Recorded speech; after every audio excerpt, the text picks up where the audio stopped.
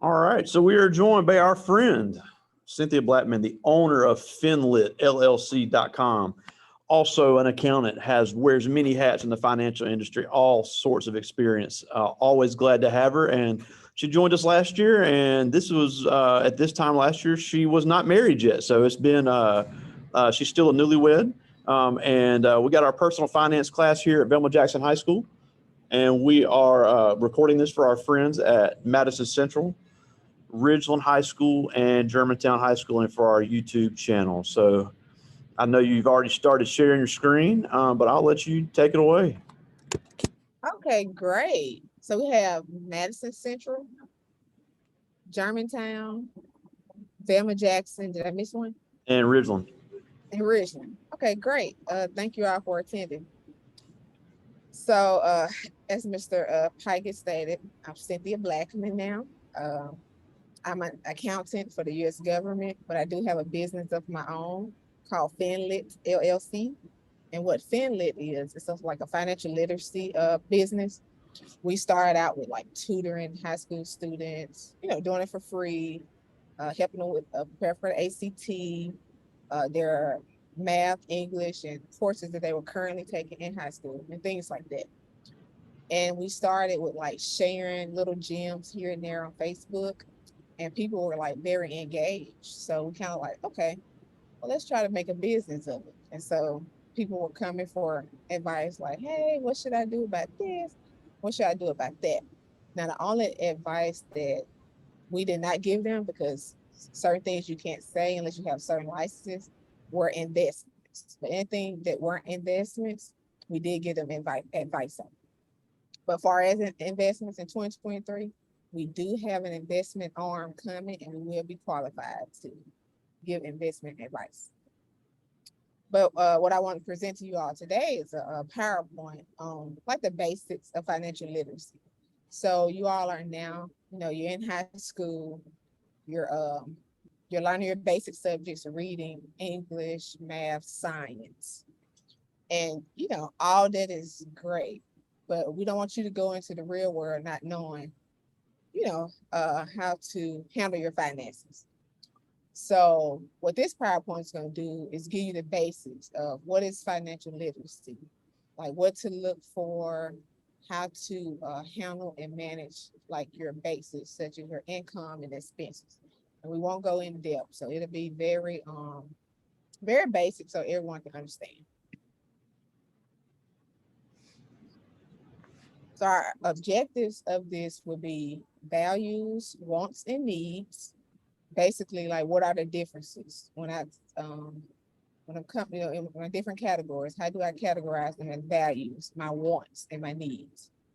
A spending plan, also known as a budget.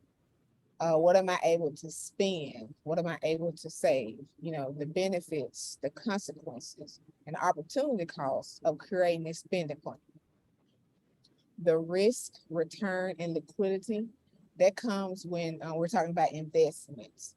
So when you've made the spending plan, you see what income you have coming in, you see what expenses you have coming out. It's like, oh, this is how much I'm able to save.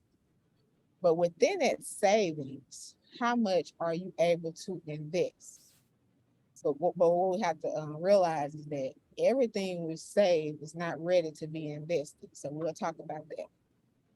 And that goes into our savings and our investments, how to distinguish between the two, how much you should save, how much you need to invest, and when should you start investing.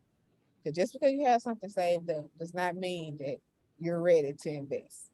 I know your friends sending you the Robinhood link and say, hey, refer a friend, sign up, but it'll get you if you don't know what you're doing. So knowledge is power. So that's what we're trying to do here today for you all.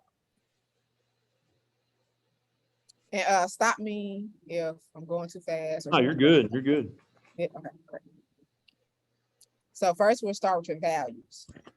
A basic definition for values strongly influence our spending habits. So, we don't usually spend our money on things we do not feel are important. Even if people feel that we're wasting our money, it's still important to us because we choose to spend our money. typically the more important something is to us, the more we are willing to spend on. And we'll, at the end, we'll come and talk about, okay, what are some things that you consider values? Can they hear me over there? Yep. Okay, yeah. So can they answer what are some things that they value, that they spend their money on? What we got? Yep. Like, what's happening? Anything you spend your money on, what do you value? All right, we got essentials, food, clothes. Okay. Shoes was said by several people. Okay, great, Jewelry. great. So we'll go to the next slide. Your wants. So we're all familiar to the right. I know our ladies are. Those are your red bottoms. They have some for you guys too. So you're coming with the wants. Wants just simply increase the quality of living. I have what I need, but now what do I want? So when you're trying to decide if I want those red bottoms, if I want those Jordans, and what are the other popular shoes? Those LeBrons, you know, things like that. Those be like your wants. So we know you need shoes, but you want the red bottoms. So that's the difference right there. Needs. I know you all brought up foods. Needs are indeed your essentials of life. So your veggies, your meats, your fruits, and all that. And I don't know if some of you grocery shopping for yourself or you see your parents grocery shopping. Groceries are expensive. They really are. So you're going in there, it's like, I'm looking at this, you know, you go down the bread aisle, you have about 100 different breads to choose from. You need bread, but you want the Sara Lee bread. So you're trying to decide which one do I need, which one do I want, and try to save some money here and there. I know you want the name brand, but check out the Nature's Own, you know, something like that. Because sometimes, I promise, they're all made in the same factory. They just pop a name on it. Absolutely. Yeah. So we talked about the spending plan. Any of your students right now, do they budget? Do they have a budget? Have they created one? I don't know. I know we've been familiar with the app. I don't know if anybody uses it because most of them just spend their parents' money. Got it. So their parents budgeting for them, and I'm sure they're in their parents' budget line. Yes. So you look on here, a spending plan, as I stated before, also known as a budget. It's a tool used to record and track projected and actual income and expenses over a period of time. So when you're creating this budget, we want to call it a zero balance budget, meaning when you see how much is coming in and how much is going out, you should be left with zero on that spending plan because your money should be allocated, meaning your money should go into at least one category on that spending plan. So you can start with, say, 500, but at the end you should have zero left to put anywhere. And that's how you know you've made an effective spending plan, AKA budget. And to the right over here, you'll see an example of a spending plan. And if Mr. Pike want me to send it to him, I can, and he can get that to you all. Yeah, that's a And that's basically like the basics. Of course, a nice little template. yeah. Of course, everyone won't have everything that listed on this sample spending plan, but you'll just go in and, you know, kind of make it your own and things like that. And it breaks out like your fixed expenses from your variable expenses. So we know you're gonna have car insurance every month, but your car isn't gonna break down every month. So that will fall into your variable expense.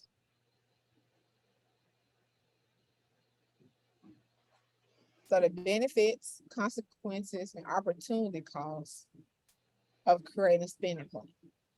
So the benefits for creating a spending plan or budget is that you're putting aside money for your savings goals.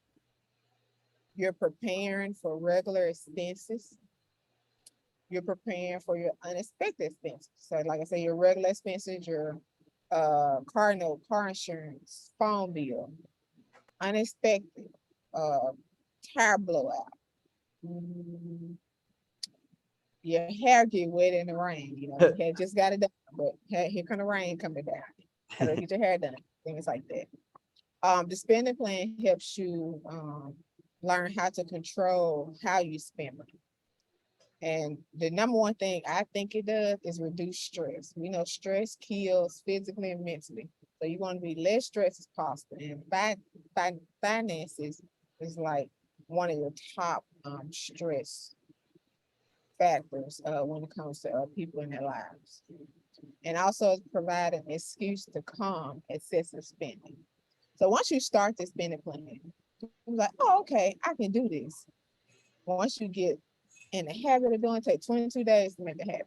When you get on that 23 day, you walk into that mall, you see this brand that you're used to buying, and you know you got the spending plan, you like, nope, I don't need it. I don't need it. It's like it start programming your mind, like, okay, I can do this. I can do something else with this money. Things like that. Not saying don't treat yourself here and there, but it gives you a different perspective on I like to see where my money is going, like instead of just spending blah blah. Because when you just like eat your money up, things like that, it's being consumed so fast because you really can't see your money anymore. And opposed to you put it in your savings and you can see it grow, or you buy something for the apartment, the dorm room, and you can see, you can look at it like, oh, I bought that. And opposed to going to Subway and Starbucks. Only thing you can see is a receipt. Like, yeah, I paid for it. So yeah. So just change your perspective on things.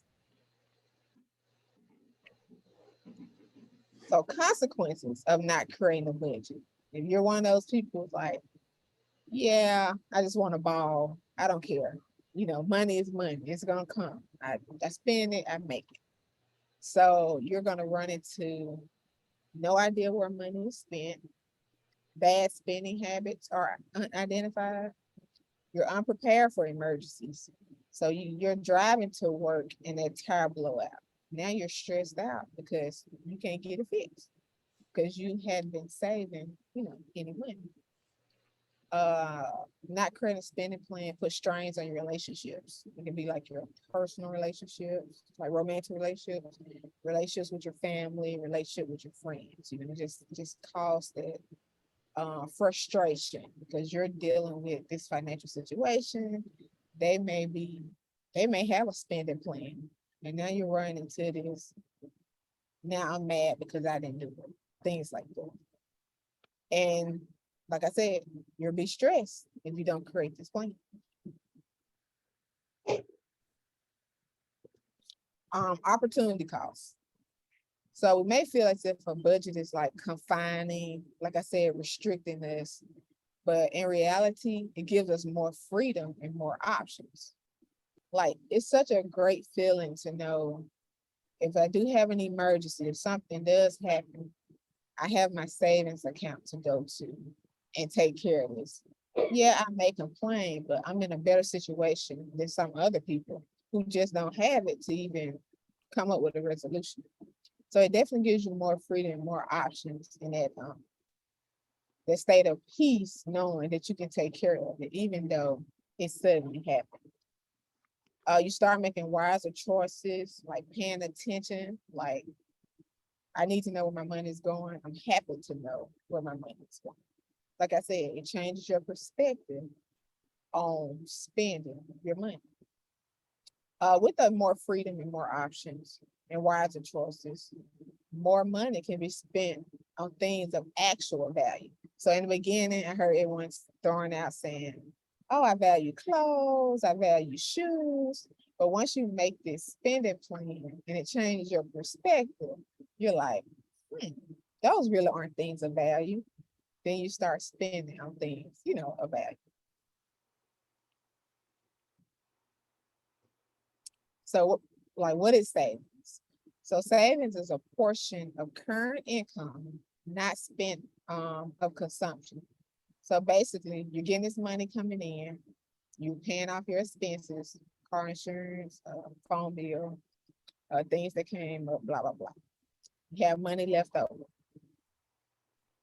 This is how much you're gonna put into your savings. And also to backtrack, I don't want you to think everything has to be formal and business within your spending plan. In your budget, you're gonna set aside money for entertainment and to enjoy yourself. You are going to do that. So anytime if I want to go to the movies or I want to go to a concert, you still have money set aside for that part too. So don't think everything is just gonna be, it's time to adult, no fun, you know, let's get to business. Your savings can be separated into three types of savings. Your emergency savings, short-term savings, and your long-term savings. So emergency savings would be, like I said, a tire blowout, hair maintenance. That's an emergency. Your short-term is something that, say, we know Beyonce have a concert coming up, I want to save for that particular concert. Yeah. So that'll be a short-term savings because we're looking at her to have a concert within 1 year.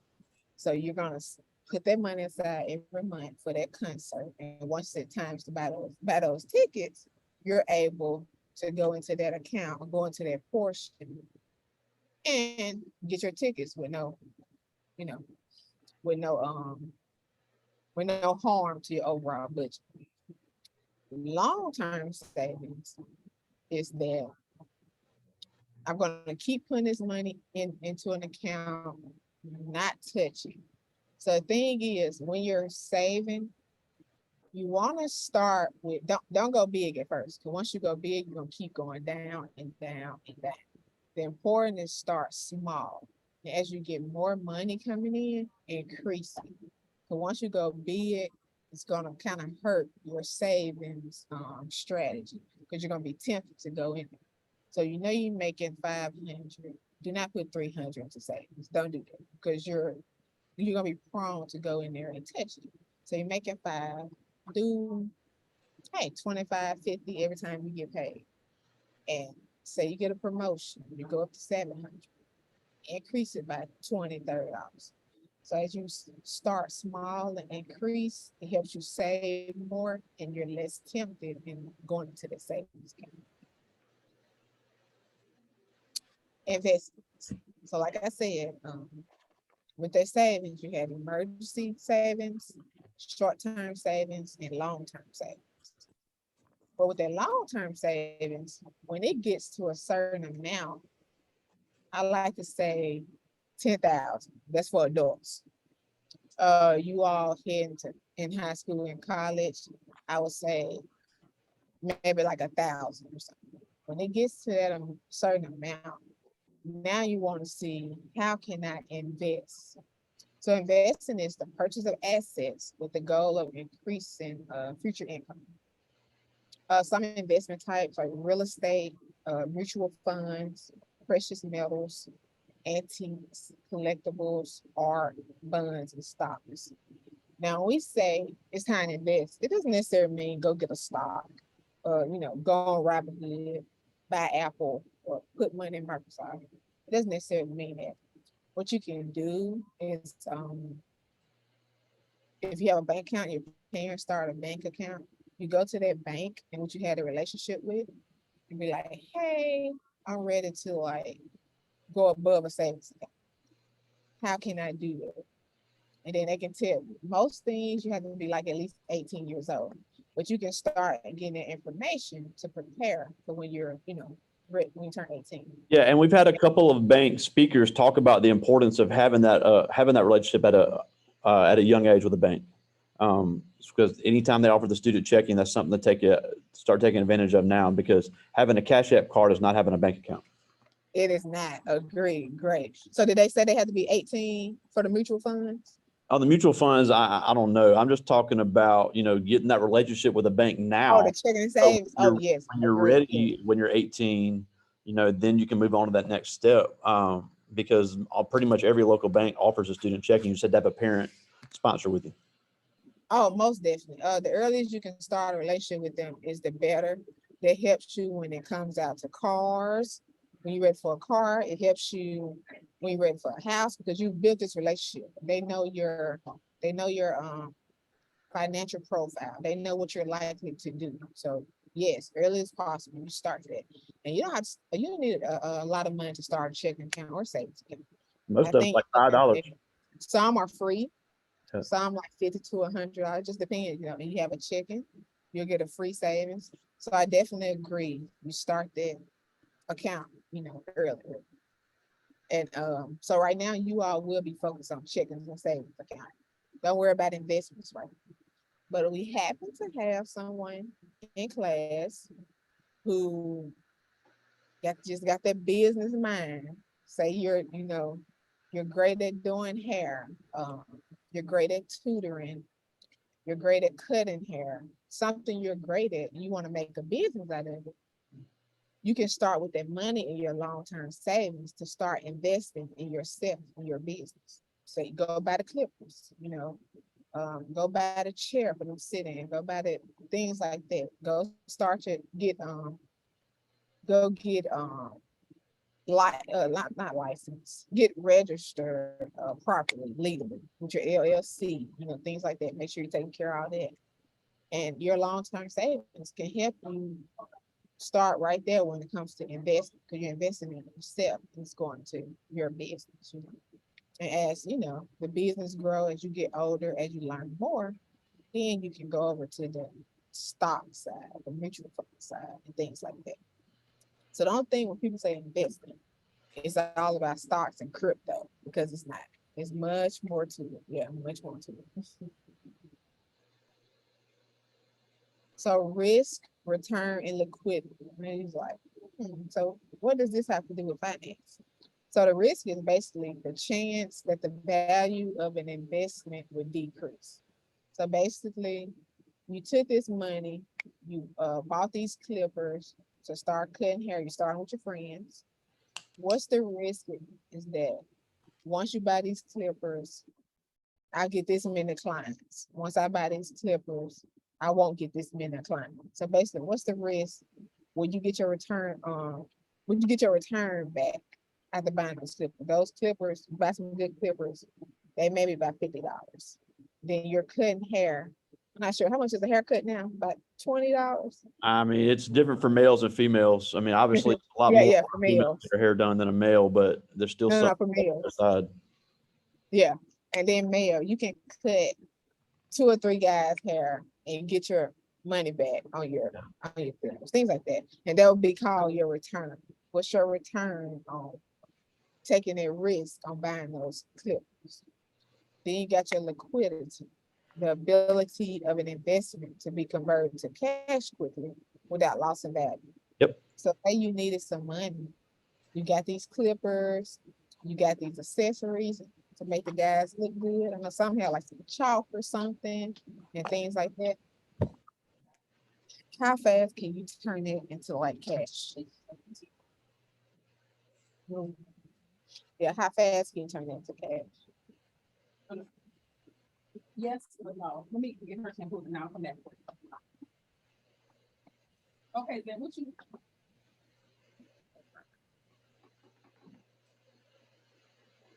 All right, I had lost my earphone, so can y'all hear me? Yep. Okay, great. So also we have risk, return, and liquidity when it comes to savings and investments. So when we talk about savings account, they'll be considered low risk, low return, but high liquidity, because you're able to go in and get your cash right there. With the investments, it's a high risk, high return, but low liquidity, because you need money suddenly. You can't just go into your investments and get it right there. Sometimes you have to wait 7 and 10 business days, depending on what it is, things like that.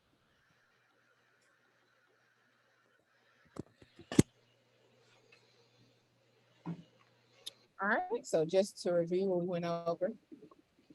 So all in all, from the beginning to end, what I want you all to do after that PowerPoint is to assess your personal financial situation. What are your needs? What are your values based on your life situation? I want you to set personal and financial goals. Create a spending plan, also known as a budget, for your fixed and variable expenses based on your income. Don't worry about anybody else, based on your income. Monitor your current spending, which is your savings, your investing patterns, your car insurance, car note, things like that. Monitor all that. Compare your budget to what was spent. Review financial progress and revise budget amounts monthly, quarterly. With your budget, try not to do anything like every day or weekly. So just like visit monthly, quarterly. You see you need to make any changes based on what you've seen, so far with your income expenses. And most importantly, always save for a rainy day. And now I'll take questions. Sure. Before I got some great ones from the students I want to get to, but one thing I do want to talk about is you're a graduate of Mississippi State University. Agreed. Yeah, I didn't even say that part. Yep. So, you went to Mississippi State University, and we got some juniors and seniors in here that are looking to possibly make that step into college if that's their plan. Okay. So talk a little bit about, first of all, your experience in Mississippi State, because I don't think we've had a Mississippi State grad this year, and also on how to pay for college, because it's getting more and more expensive. So we'd love to hear about both of those before I get to these students' questions. Got it. So while in high school, it's like one of the most pivotal moments before college. What I did was like apply to a lot of scholarships. So everything that I felt I was qualified for, I applied to it. At the time, I know everybody uses the internet now because it's faster, but at the time I went to the library, they had like this thick book of like scholarships, like if you're left-handed, your eye twinkles to the right, things like that. You're eligible for a scholarship.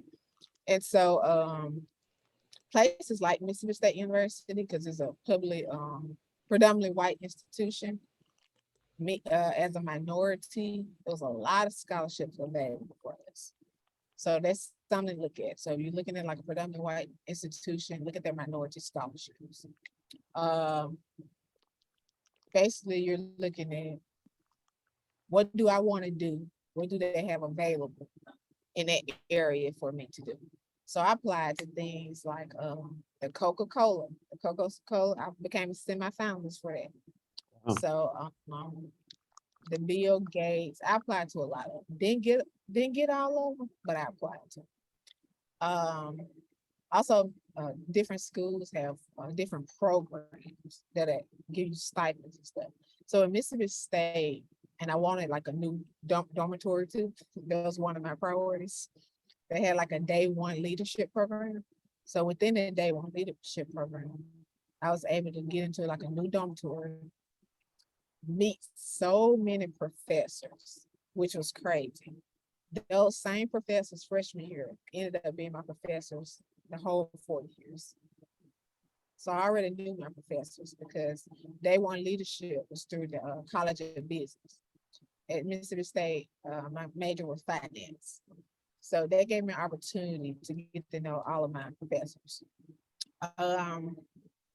With the experience, I was involved on campus. So I wasn't like shy. I wanted to get to know people, want to network.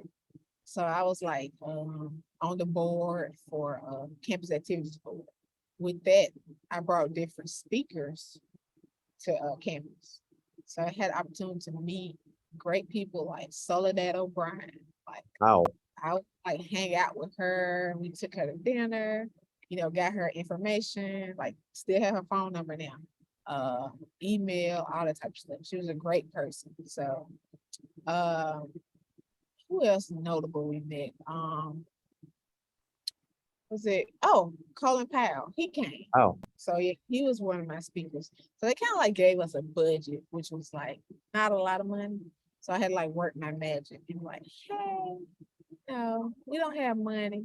We would love for you to come, things like that. And it worked out in some cases. That's awesome. But it was great. So with Campus Activities Board, they had different sectors. So they had like an entertainment side. So we met Trey Songz. We brought him to campus. Oh, cool. Got to know him.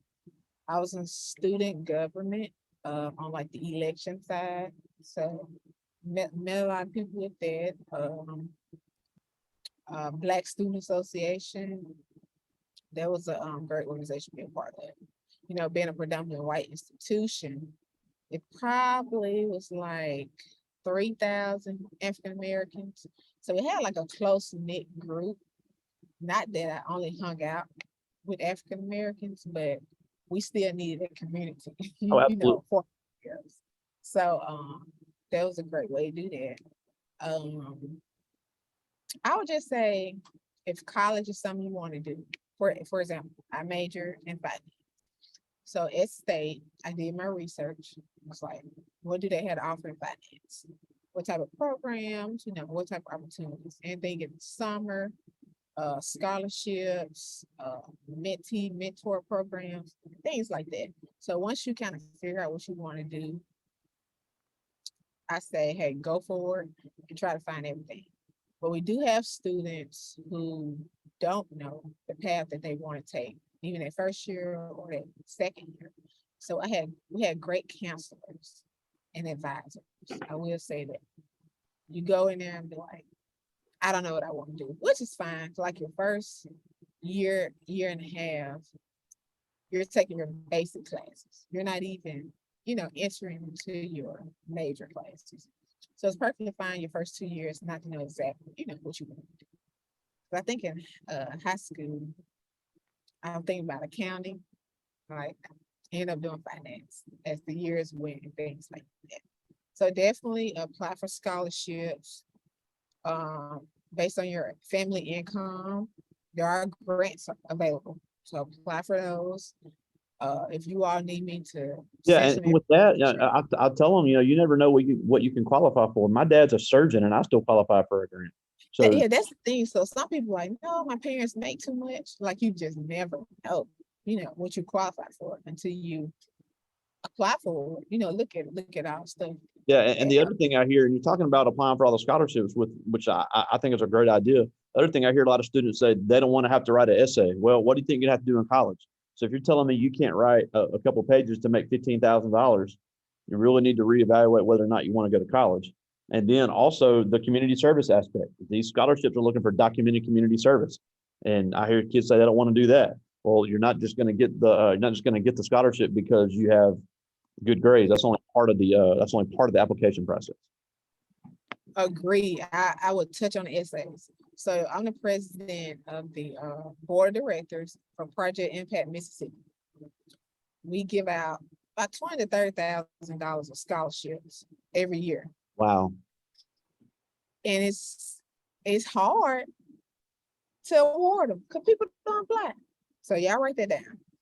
And we had a meeting. It was like, students do not want to write essays. What can we do? So not saying you all shouldn't write essays. I agree with Mr. Pike. You have to do that in college. You should like get familiar with it now. But we took away the essay part of it.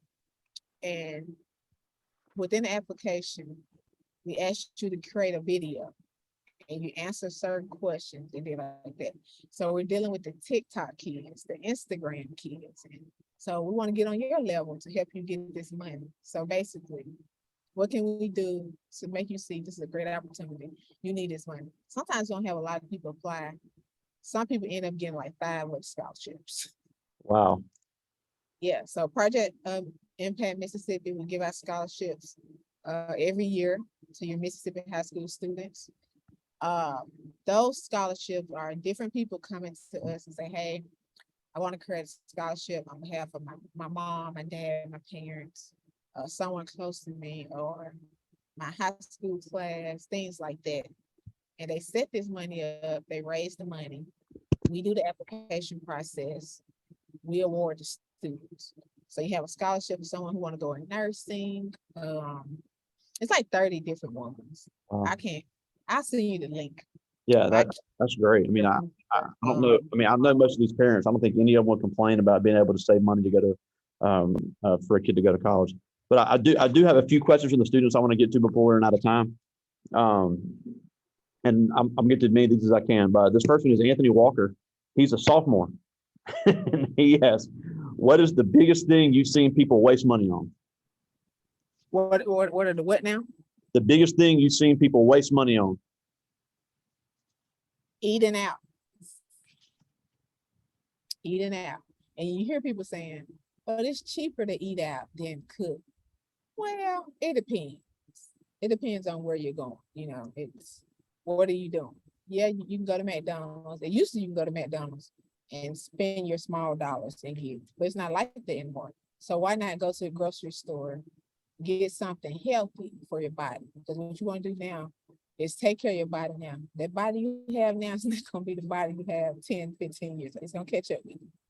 So why not go get groceries? And instead of eating for a day, you can eat for a couple of days, 3 days, things like that. So I will say eat out. People don't have to eat out all the time, waste their money. They definitely can do without and don't have to do it. Yeah, now this is a great question here. This is James Jackson. He's a senior. He's planning on going to community college to start his college career, but he's going to be able to qualify for some scholarship with his ACT. But this is a great question. He asked, I've had a bad habit of spending money on unnecessary things. What's the best strategy for me to stop spending the money with college fees approaching very fast? He has a bad habit spending money on unnecessary things. Yes. And what's the last part? What can I do to change that habit with college fees approaching very fast? So what is he spending money on first? We need to know that. What are you spending money on? What are you spending money on? He says mainly clothes. Okay. Are they expensive clothes? Yeah, he's saying, yeah. So he's buying the top end stuff. Okay. So you're used to buying expensive clothes. And they ain't trying to program your mind not to buy expensive clothes. So you're gonna have to basically like have a talk with yourself and be like, what's important to me? Is it getting these college applications done, get ready for college? Or is it looking good for people who aren't even on this path with me to get to college or get to the next level? So it's more important to impress others or make myself proud. So that's what you have to go through that with James, right? Yep. That's that conversation you have to have with yourself, James. And once you figure that out, you'll make better decisions and know, okay, I have this set of clothes. I'm going to keep these. Well, I won't buy anymore because let me focus on what's important. Yeah, you just can't get in that celebrity mindset trying to watch the red carpet, what all they're wearing and all that stuff. It's an easy trap to fall into. Yeah, agreed. And the old adage is we spend money we don't have on things that we don't need to impress people we don't like. Agree with that too. Now, I just got one more from the students. We're almost out of time. I want to get this one. This is Modesty Carmichael. She's in 9th grade. And she asked, what is the most common question you are asked about how to manage a budget? All right. The most common questions is basically people don't know how to format it. So that's why I put that sample there. They don't know where the income goes, where the expenses goes, and things like that. So once they see that income, what income means is that what I have coming in, it can be my paycheck, money from my parents, things like that. They get it. When they figure out what expenses are and categorize it right, then they're able to do an effective budget. But when you don't know the basic definitions or where they go, you won't be able to make a great budget. And once they figure that out, they got it done pat. Yeah, and even if they're not a spreadsheet type person, I know me and you're about the same age, so we're used to putting things on the screen. They have apps now that are completely free. Some of them even go along with banks that can manage that for you. So if you're like, I don't know how to do the spreadsheet, I don't know how to format this, that's fine. They have apps now that will help you do this and will alert you every time money is spent and will let you know what bucket that purchase is coming out of. Oh yes, I love Mint. The free, you don't have to pay for it. Get the free version. MINT. It's a great app for that. Great app for that. Yeah, so we're almost out of time, and I would thank you so much. This is just such great information. I hate we didn't get to see you, but I'm sure your hair looks great. But before we go, just remind them one last time how important it is. And you may think this stuff is silly. I'm just 15 years old. This is boring. I don't need to know this. But especially for our young Black kids, this cannot be something. There's very few things that are more vital than being familiar with this stuff.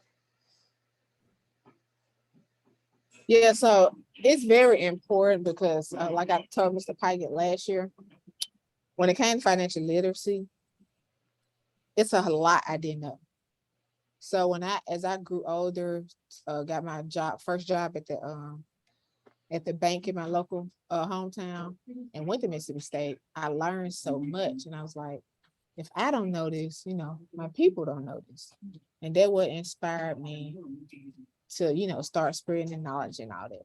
It's important for us to know this so we can get ahead, like the rest of our counterparts. So we won't be looking and be like, well, we didn't have the life that they had growing up. Well, no, you probably didn't have the life that they had, but you can have that life. You make better decisions and become more knowledgeable about what's out there for you. Absolutely. We had a guest Monday from Washington, D.C. that said almost the exact same thing. She said the system has gotten rich off of depending on you not knowing. Exactly.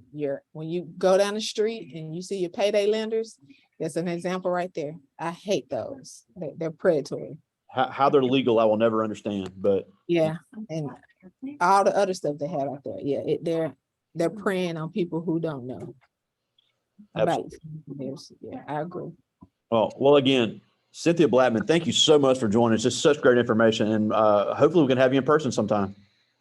Oh yeah, I definitely did. Thank you all. Thank you, class. Have a great day. All right, talk to you soon, my friend. All right, bye. See you.